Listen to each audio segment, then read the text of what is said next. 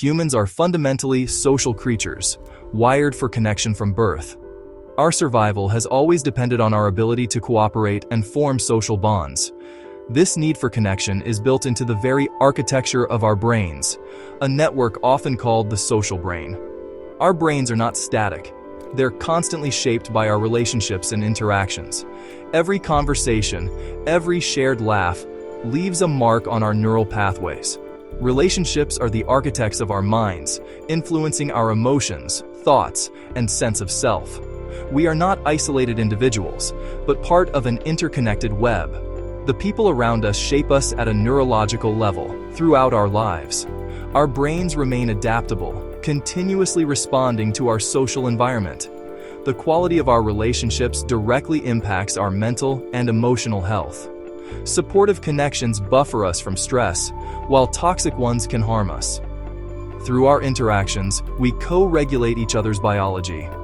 Our brains are in constant, silent dialogue with those around us, shaping our reality. Brain shaping begins in infancy, with the first bonds we form. A baby's brain is built through connection with a caregiver.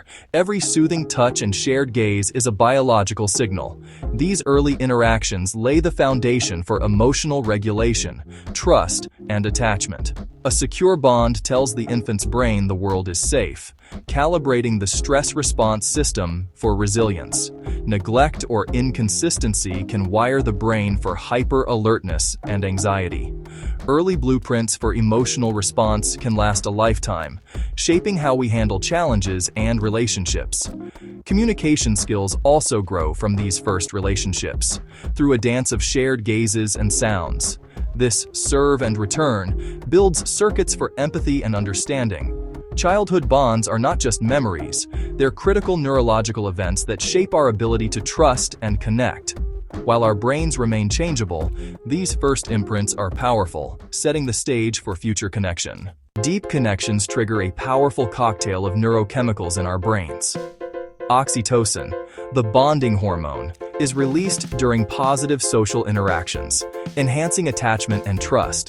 Dopamine rewards us for spending time with loved ones, motivating us to maintain social bonds.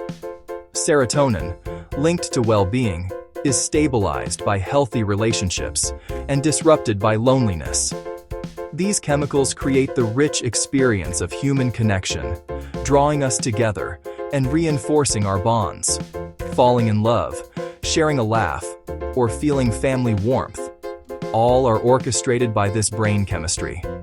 Our need for relationships is as fundamental as our need for food or water.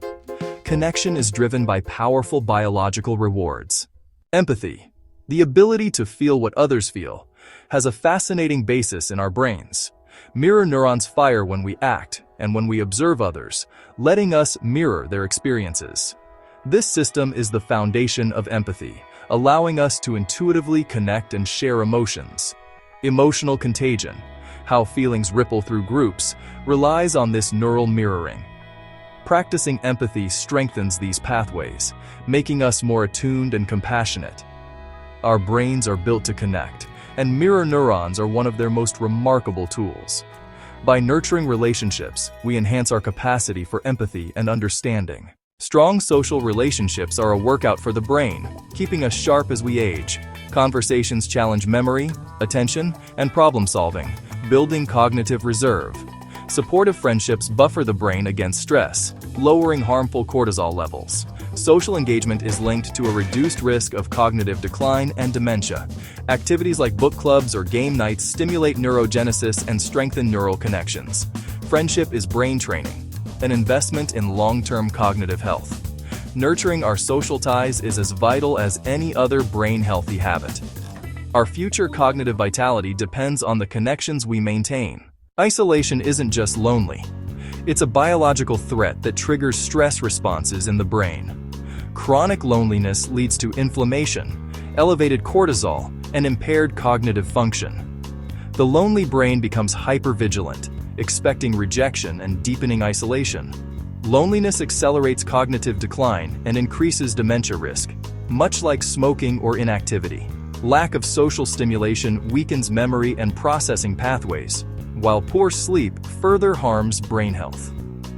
The neurological cost of isolation is profound, affecting everything from stress response to our ability to rest and repair. Our brains are living systems, shaped by how we nurture our relationships. Every act of kindness and shared moment strengthens our neural connections. Social fitness is as essential as physical fitness, requiring conscious, consistent effort. Thanks to lifelong brain plasticity, it's never too late to build new connections and reshape our minds. Small acts, joining a group, reaching out to a friend, can create healthier neural pathways. We are shaped and sustained by our connections to others. By embracing our social nature, we engage in the most fundamental form of brain care. The health of our minds tomorrow depends on the quality of our connections today.